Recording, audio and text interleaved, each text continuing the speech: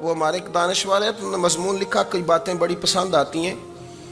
وہ کہتے ہیں کہ میری اہلیہ، ان کو بھی کسی نے نا مس گائیڈ کر دیا تھا، حالانکہ اچھی خاتون ہے، کسی نے مس گائیڈ کر دیا، تو وہ بھی سماجی اور ویلفیئر، اور یہ خواتین کو شوق ہوتا ہے نا بننے کا، تو وہ بھی سماج کے اندر اچھا مقام تلاش کرنے کے موڈ میں آ گئی۔ تو کہیں ایک دن جانا تھا تو بڑی بن سنور کے میرے ساتھ وہ گاڑی میں بیٹھ گئی۔ تو میں گاڑی میں، عورتوں کو یہ بھی مسئلہ ہوتا ہے نا کہ ہماری تعریف کرو، تو کئی دفعہ بعد مردوں بیچاروں کو جھوٹ بولنا پڑتا ہے، تو زبردستی کراتی ہیں نا جی۔ تو اس میں گنجائش بھی دی ہے شریعت نے گنجائش دی ہے کہ کبھی بیوی کو راضی کرنے کے لیے خلاف واقعہ بات کرنی پڑے تو کر لینی چاہیے، تو وہ کراتی بھی ہیں۔ 3 موقع پر خلاف واقعہ بات کرنے کی اجازت ہے، واقعے کے خلاف بھی آپ بات کر سکتے ہیں، جنگ کے موقع پر 2 لوگوں کو صلح کرانے کے لیے اور بیوی کو راضی کرنے کے لیے کر لیں کوئی ایسی بات، بے شک اپنی طبیعت پہ جبر کر کے کر لیں، گنجائش ہے، اجازت ہے۔ تو وہ کہتے ہیں جب وہ گاڑی میں میرے ساتھ بیٹھی بن سنور کے، تو وہ تقاضا کرنے لگی کہ میں نے مطلب بڑے اچھے کپڑے پہنے ہیں پر آپ نے توجہ نہیں کرائی۔ تو وہ سیاںا بندہ تھا، وہ چاہ رہا تھا کہ میری خاتون سمجھ جائیں۔ وہ کہتے ہیں مجھے پتہ تھا کہ بیچاری مس گائیڈ ہو گئی ہے، دل کی بڑی اچھی ہے، سیاਣੀ ہے، لیکن اس کو نا کچھ خواتین نے، کچھ لوگوں نے مل کے اس کو ذہن غلط کر دیا ہے کہ سماج میں نکلو، باہر جاؤ، کام کرو، فلاں کرو، اپنی مرضی سے جیو۔ تو میرے ساتھ گاڑی میں بیٹھی کہیں جانے کے لیے، تو مجھ سے کہنے لگی کہ آپ نے میری طرف توجہ ہی نہیں کی، آپ نے کوئی ذکر ہی نہیں کیا کہ میں کیسی لگ رہی ہوں۔ تو وہ کہتے ہیں میں نے اسے کہا کہ اگر تو ناراض نہ ہو تو پھر میں صحیح والی تعریف کر دوں۔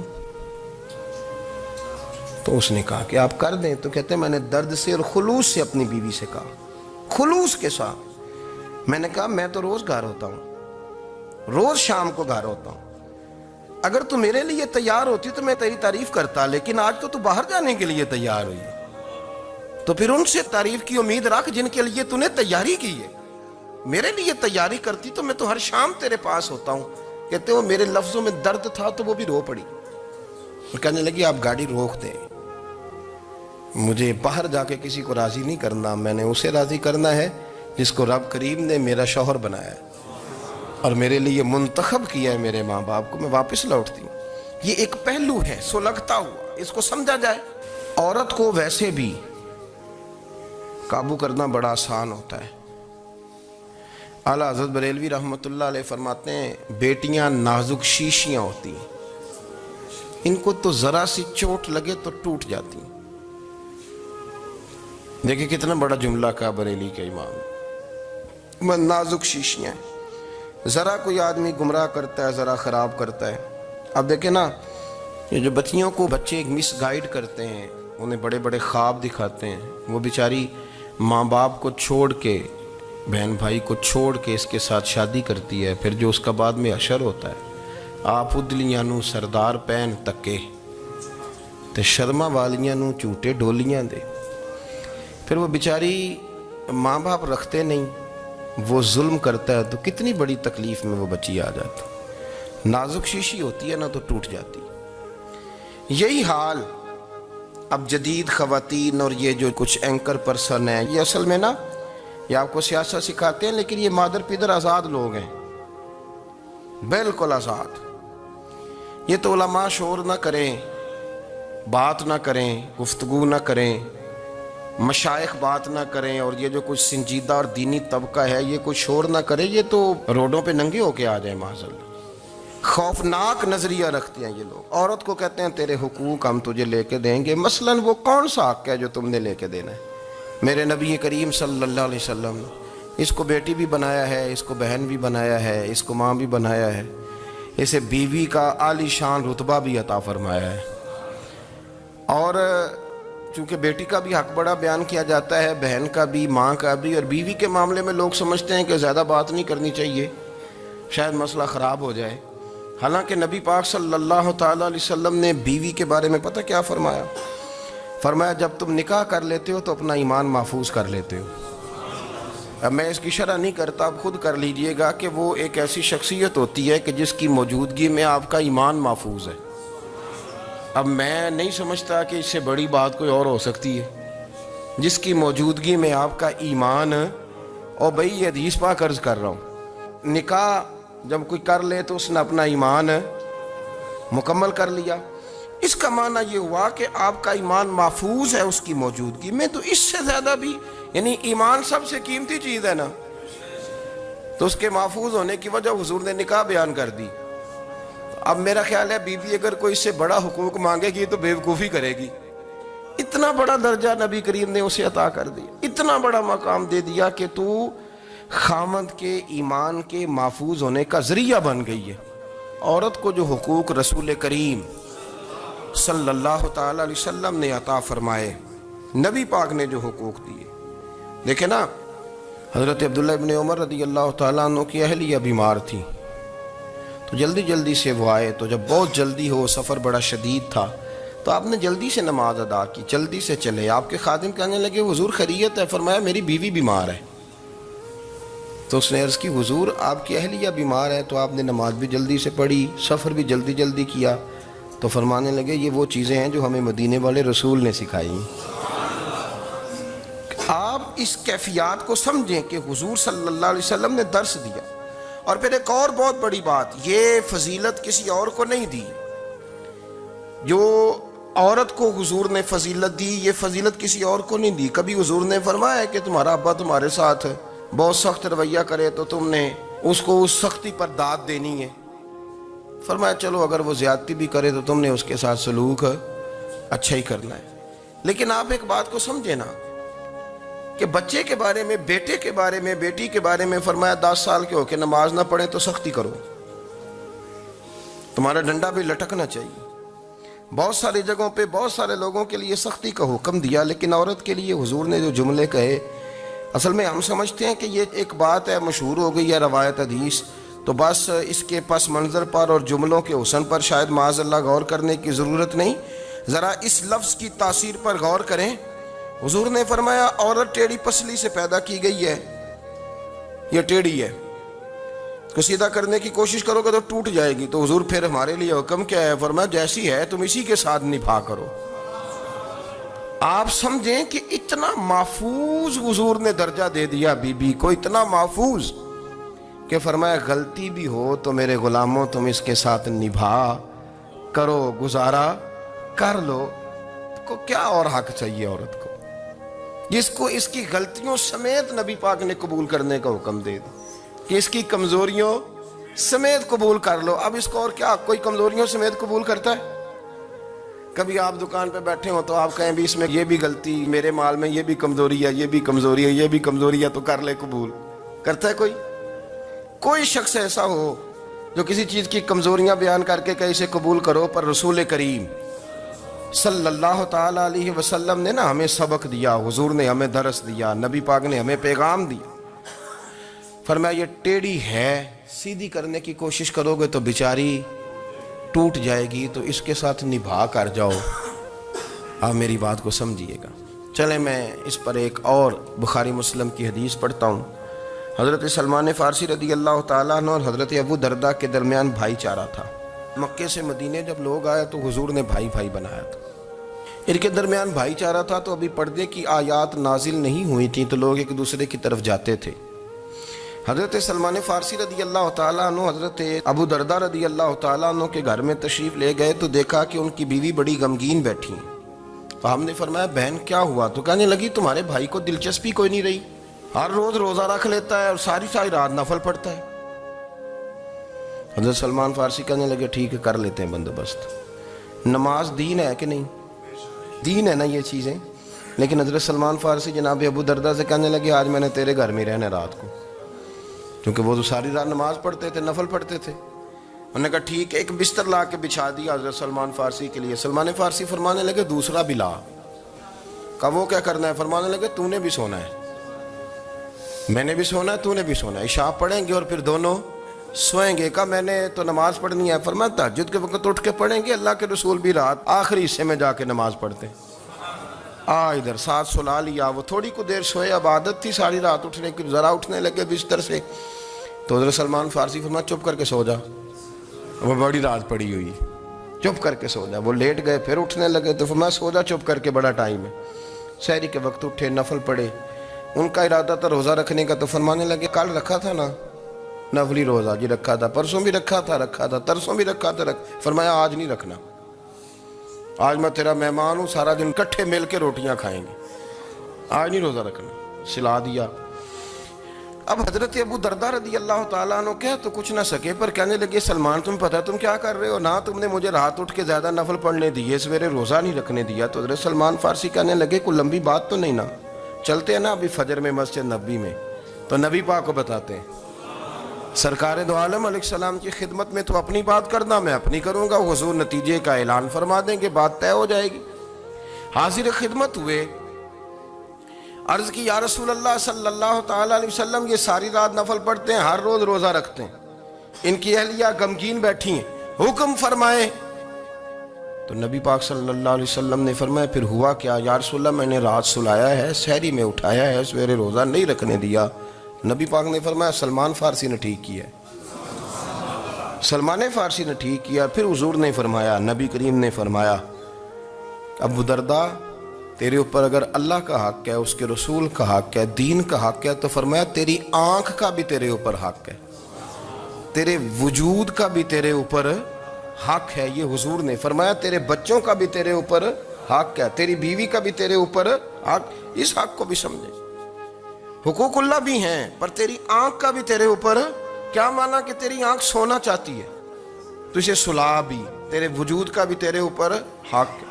तो तेरा वजूद आराम करना चाहता है तो इसे आराम भी करा। और फिर वहां नबी पाक सल्लल्लाहु अलैहि वसल्लम ने फरमाया मैं तुम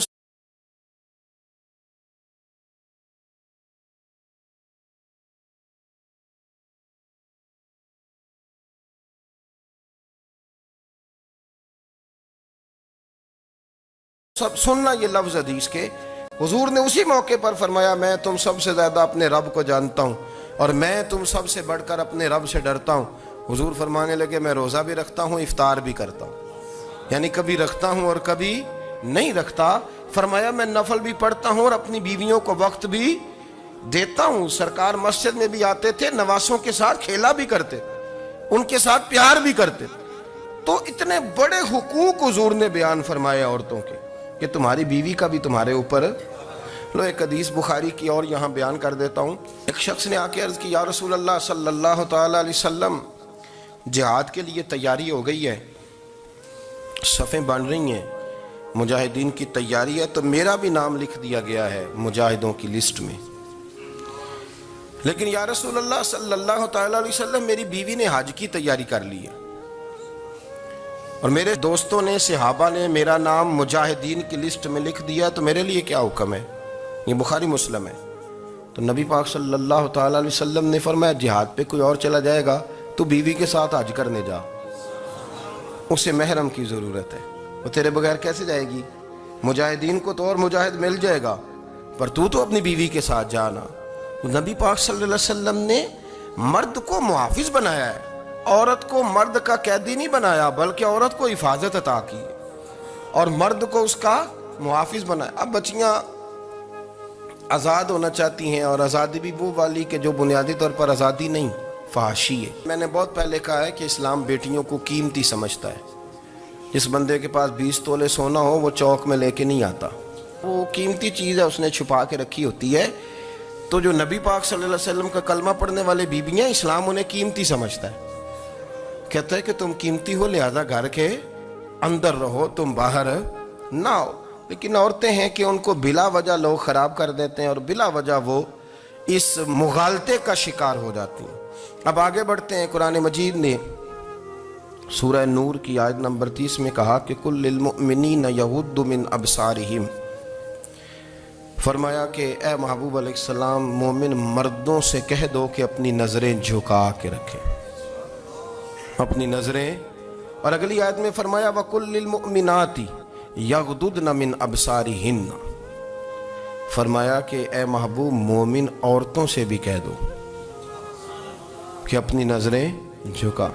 मर्द भी अपनी नज़र झुका के रखेगा औरत की तरफ, लेकिन ये सारी पाबंदी सिर्फ मर्द पर नहीं, औरत भी गैर महरम का चेहरा नहीं देखेगी, उस पर भी उसी तरह नज़र झुकाने का हुक्म है जिस तरह के वो हर दुकानदार को भाईजान कह के गुफ्तगू करने की उसको भी इजाज़त نہیں ہے کہ وہ سمجھے کہ وہ بندی تو مرد نے کرنی تھی، میں نے تھوڑی کرنی تھی۔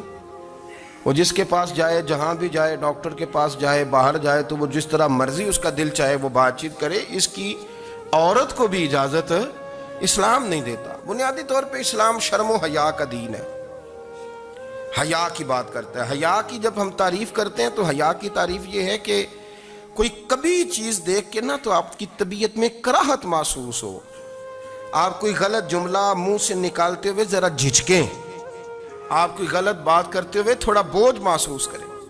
ہمارے ہاں تیزی سے فروغ پایا ہے بے حیائی میں۔ سنگیوں کی محفلیں، یاروں کی محفلیں، اس میں غلیظ گفتگو ہوتی ہے الا ماشاء اللہ۔ جن دوستوں کو بڑی پاک صاف گفتگو کرنی چاہیے، دوستی کا رشتہ بڑا مقدس رشتہ ہے، جو یہاں ایک دوسرے سے پیار کریں گے جنت میں بھی اکٹھے داخل کیے جائیں گے۔ شرط یہ ہے کہ پیار اللہ رسول کی رضا کے لیے ہو، لیکن اس کے اندر اگر آپ کی گفتگو کچی ہو، کمزور ہو، فحاشی والی ہو، عریانی والی ہو، وہ ہمارے ہاں تو اب اس کو لوگ فیشن سمجھتے ہیں، اس کو مردانگی کی علامت سمجھتے ہیں کہ وہ جی ساری باتیں جی وہاں ہو گئیں، اور جس کا جو جی چاہا اس نے کہا۔ آپ جب حیا کے دائرے میں ہوتے ہیں تو آپ خود بھی سکون محسوس کرتے ہیں۔ دیکھیں نا، آپ کو نیند سکون سے کہاں آتی ہے؟ جہاں کمرہ بند ہو، چاروں جانب دیوار ہے، اوپر چھت ہے، خالی دروازہ بھی کھلا ہوا ہو نا، تو جب بندہ سکون لینا چاہتا ہے تو کہتا ہے یار ذرا دروازہ ذرا بند کر دو۔ وہ اچھی طرح اپنے آپ کو چھپا لیتا ہے نا حیا کے پردے میں، تو اللہ اسے سکون عطا کرتا ہے۔ اور جو اس سے بھی زیادہ ٹھنڈی نیند میں جانا چاہتا ہے وہ کہتا ہے لائٹ بھی بند کر دو۔ اب وہ مکمل طور پہ سمجھتا ہے کہ میں چاروں جانب سے چھپ گیا ہوں، اگر میں کھل کے بھی سو جاؤں گا تو میرا چونکہ پردہ قائم ہے تو مجھے کوئی دشواری نہیں ہوگی۔ آپ جب چھپ جاتے ہیں، جب آپ حیا کے اندر سمٹ جاتے ہیں، جب آپ چادر کے اندر آ جاتے ہیں تو آپ بہت ساری جگہوں پہ آسانی محسوس کرتے ہیں۔ تو حیا تو آپ کو سکون دیتی ہے، حیا تو دل کو راحت دیتی ہے۔ میں بڑی ذمہ داری سے بات عرض کرتا ہوں، قرآن مجید نے نا ایک مقام پہ مذاق کو، ایک مزاح ہوتا ہے خوش طبی، وہ نہیں، مذاق اڑانا، قرآن پاک نے نا مذاق کو ایک جگہ پہ جاہلوں کا طریقہ بھی قرار دیا ہے۔ بنی اسرائیل کے لوگوں سے حضرت موسیٰ نے کہا کہ گائے ذبح کرو اور ایک ٹکڑا مقتول کو مارو، زندہ ہو کے خود بتا دے گا مجھے کس بندے نے قتل کیا۔ تو کہنے لگے آپ ہمارے ساتھ مذاق کر رہے ہیں۔ تو قرآن مجید کہتا ہے کہ حضرت سیدنا موسیٰ علیہ السلام فرمانے لگے اعوذ باللہ ان اکون من الجاہلین، فرمانے لگے میں اللہ کی پناہ مانگتا ہوں کہ میں جاہلوں میں سے ہو جاؤں۔ یہ مذاق کرنا تو جاہلوں کا طریقہ ہے۔ اگر آپ کی زبان سے بے حیائی کا جملہ نکل گیا، اگر آپ کی زبان سے بے حیائی کا جملہ نکل گیا، آپ نے کہہ دیا کہ ہم آزاد لوگ ہیں، جو مرضی کریں گے، جو مرضی کہیں گے، جو ہمارا دل میں آئے گا کریں گے، تو پھر تو لوگ آپ کا وہ حشر کریں گے کہ آپ سے برداشت ہی نہیں ہوگا۔ جس کا لوگ مذاق بنا لیتے ہیں اور جو مذاق بن جاتا ہے پھر اسے کچھ جینے دیتا ہے۔ آپ حیا کی چادر میں چھپیں گے تو بچیں گے۔ اگر آپ نے اپنا مذاق بنوا لیا یہ کہہ کے کہ میں نے مرضی کرنی ہے، پھر یاد رکھنا چھپنے کو جگہ نہیں ملے گی، پھر تکلیف میں آ جائیں گے، پھر بہت بڑی اذیت کا شکار ہو جائیں گے۔ شرم و حیا، عرب کے اندر جو کنواری لڑکیاں تھیں ان میں بڑی حیا ہوتی تھی۔ الحمدللہ میں بڑے فخر سے کہتا ہوں کہ میرے پنجاب کی، میرے پاکستان کی بیٹیاں بھی 20 دفعہ ان کا ابا کہے تیری شادی کرنی ہے تو وہ آنکھ نہیں اٹھا پاتی آج بھی۔ یہ تو وہ چند لوگ ہیں جو کہتے ہیں ہم ہائی کلاس ہو گئے، ہمیں نہیں پتا کہ وہ روشن خیال ہو گئے ہیں کہ روغن خیال ہو گئے، پتہ نہیں کدھر چلے گئے۔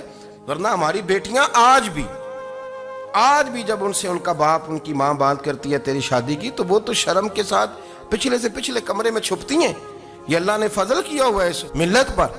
تو عرب کی لڑکی بڑی حیا والی ہوتی تھی، اس سے کوئی بات کرنی پڑتی تھی تو 20 دفعہ بات کی جاتی، پھر بھی وہ عورت چھپتی پھرتی تھی۔ حضرت عائشہ صدیقہ رضی اللہ تعالیٰ عنہ فرمانے لگیں میرے نبی پاک صلی اللہ علیہ وسلم عرب کی کواری لڑکیوں سے بھی زیادہ حیا کرنے والے۔